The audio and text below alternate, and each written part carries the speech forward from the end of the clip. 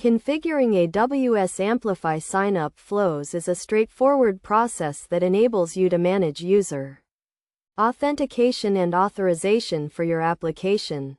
To begin, you need to install the AWS Amplify CLI and configure your project.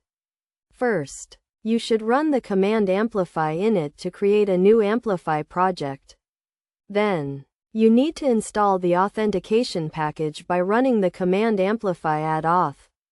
This will prompt you to select the authentication provider you want to use, such as Amazon Cognito. Next, you need to configure the sign-up flow.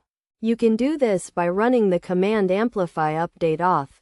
This will allow you to customize the sign-up flow to suit your needs, such as adding or removing attributes, configuring password policies, and setting up multi-factor authentication. After configuring the sign-up flow, you need to push your changes to the cloud by running the command amplify push. This will create the necessary resources in your AWS account, including the Amazon Cognito user pool and identity pool. To test the sign-up flow, you can use the AWS Amplify SDK in your application. You can use the auth sign-up method to sign up new users, and the auth sign-in method to sign in existing users. You can also use the auth confirm sign-up method to confirm user sign-ups, and the auth resend sign-up method to resend confirmation codes.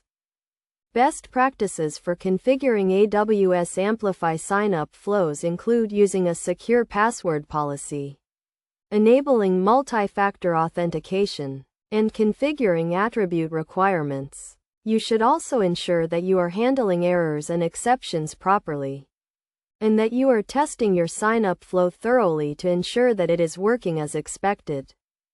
In conclusion, configuring AWS Amplify sign-up flows is a simple and efficient process that enables you to manage user authentication and authorization for your application. By following the steps outlined in this guide, you can create a secure and customizable sign-up flow that meets your needs.